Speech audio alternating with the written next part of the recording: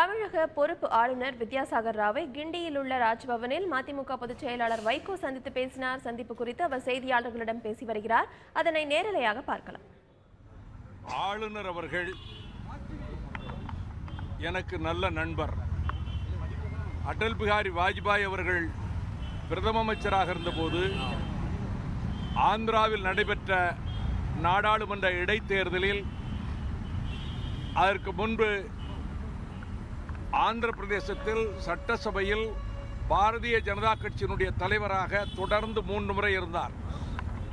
மக்களவை இடைத்தேர்தலில் அவர் வெற்றி பெற்று வந்தவுடன் அவரை உள்துறை அமைச்சகத்தினுடைய ராஜாங்க அமைச்சராக minister of state for home அப்பொழுது வாஜ்பாய் அவர்கள் நம்முடைய ஆளுநர் அவர்களை நியமித்தார்கள், வித்யாசாகர் ராவ் அவர்களை.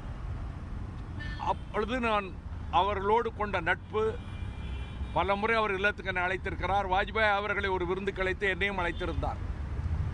அந்த நட்பு தொடர்வதனால் அவர்களை நட்பின் நிமித்தமாக கடந்த முறையும் வந்து சந்தித்தேன், என்றும் சந்தித்தேன். பொதுவாக அங்கு மகாராஷ்டிரத்தில் இருக்கக்கூடிய நிலைமை, பொதுவாக பல விஷயங்கள் பேசிக் கொண்டிருந்தோம். நான் ஒரு விஷயம், இங்கு தமிழ்நாட்டில் இருக்கக்கூடிய பல விஷயங்களை பேசுகிறோம், எல்லாவற்றையும் நான் சொல்ல முடியாது. ஒரு முக்கியமான விஷயத்தை வலியுறுத்தி கூறியது, ஆயிரக்கணக்கான ஆண்டுகளாக தமிழர்களினுடைய கலாச்சாரத்தோடும் பண்பாட்டோடும் இணைந்திருப்பது ஜல்லிக்கட்டு போட்டி. அதை பற்றி விளக்கம் தெரிவித்தேன். பிள்ளைகளைப் போல குழந்தைகளைப் போல வளர்க்கிறோம். நான் ஒரு விவசாயி. எங்கள் தொழுவத்தில் 100 மாடுகளுக்கு மேல் இருந்தது.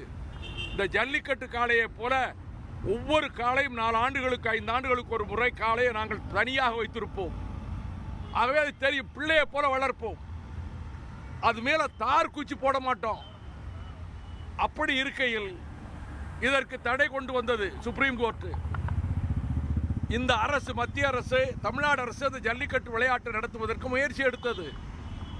மத்திய அரசும் அந்த தடை செய்யப்பட்ட விலங்குகள் பட்டியலில் இருந்ததை எடுக்க வேண்டும் என்பதற்காக முயற்சித்த போது உச்சநீதிமன்றம் 2014 இதுக்கு ஒரு தடை விதித்தது.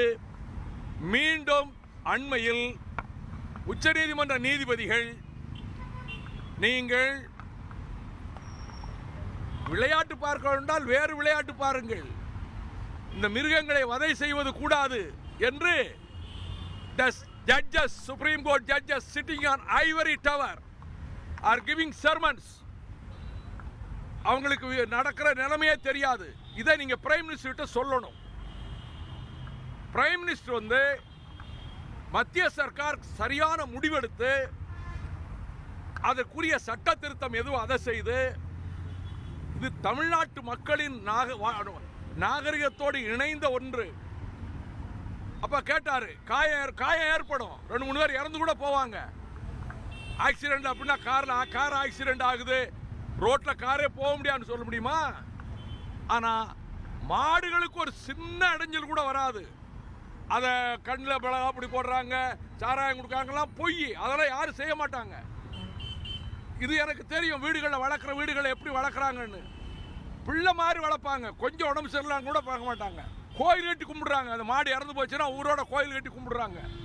ஆகவே இந்த பிரச்சனையில் மிருகங்களுக்கு வதை என்றால் தயவு செய்து பிரைம் மினிஸ்டர் சொல்லுங்க, ஆடு கோழி இந்தியாவில் எவனும் வெட்டக்கூடாது. ஆடு கோழி ஆடு எங்கேயும் வெட்டக்கூடாது. ஸ்லாட்டர் ஹவுஸ் இருக்கக்கூடாது. மாடு வெட்டக்கூடாது, ஆடை வெட்டக்கூடாது. மிருகங்களுக்கு வதை ஆனா துண்டா வெட்டுறாங்கல்ல, அதை எப்படி அனுமதிக்கிறீங்க? ஆகையினால it is a very sound argument governor, very valid argument. அதுபோல இதில் எந்த விதமான துன்புறுத்தலும் கிடையாது. நீங்க அப்ப நான் சொன்ன 10ஆம் தேதி பிரைம் மினிஸ்டர் மீட் பண்ணுவார் ஒரு ஃபங்க்ஷன்ல. நான் வற்புறுத்தி சொன்னதை கன்வே பண்ணுங்க அவருக்கு. இதுக்கு ஜல்லிக்கட்டு அனுமதிக்கப்படணும். பொங்கல் என்பது எங்களுடைய தமிழர்களுடைய cultural festival for thousands of years. இதை நான் ரொம்ப நீண்ட நேரம் விளக்கி சொல்லியிருக்கிறேன். நான் பிரதமருக்கு தெரிவிக்கிறேன்னு சொல்லியிருக்கிறார். இதுதான் முக்கியம். முதலமைச்சர்